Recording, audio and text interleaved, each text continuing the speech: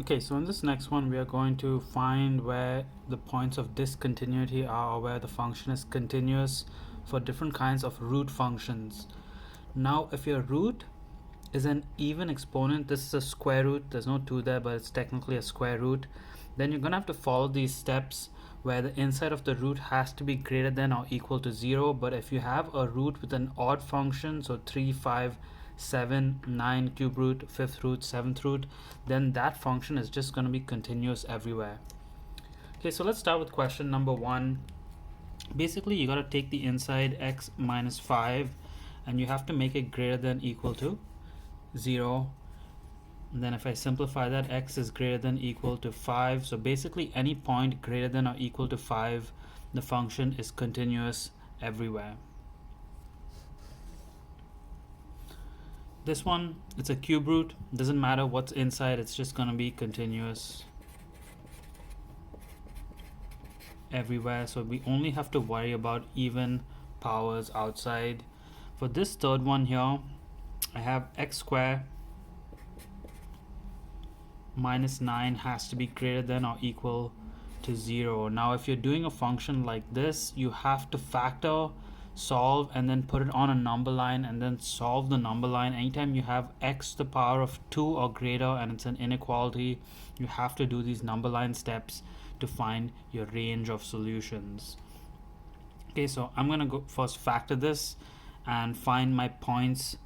So x squared minus 9 equals to 0. That's x plus 3, x minus 3 equals to 0. So x equals to minus 3, x equals to 3. Remember, this is not our final solution. It's the points that go on our number line. So I'm going to create a number line right now. The only points I'm going to mark here are minus 3 and 3. This end is infinity. This end is negative infinity. And now I have to test each of these ranges into my original inequality. So my original equality, x squared minus 9 is greater than equal to 0. The first point I'm going to test is any point in this range. So I'm going to test negative 4. So negative 4 square minus 9 is greater than equal to 0. 16 minus 9 greater than equal to 0. That's 7 is greater than equal to 0. That is true because 7 is greater than 0. So I'm going to put a check mark over here because every number in this range from negative infinity to negative 3 will work for this question. Now I'm going to test a point in between these. The easiest point for me to pick is 0. So I'm going to sub into 0 into this equation. 0 square minus 9 greater than equal to 0.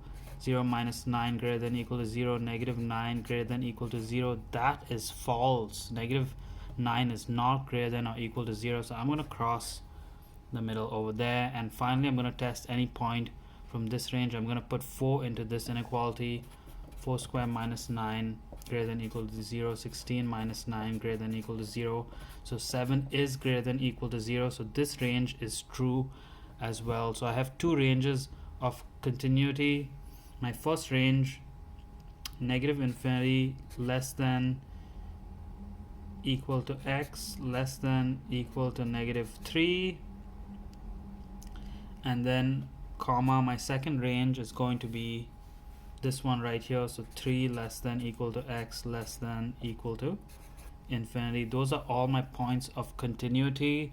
Between negative 3 and positive 3, that's where the function is going to be discontinuous. Okay, and let's try number 4 over here. So I have x squared plus 4 is greater than equal to 0. Again, it's impossible for me to factor this. So basically, again, if you cannot factor and solve on the number line, you're just going to say it's continuous everywhere.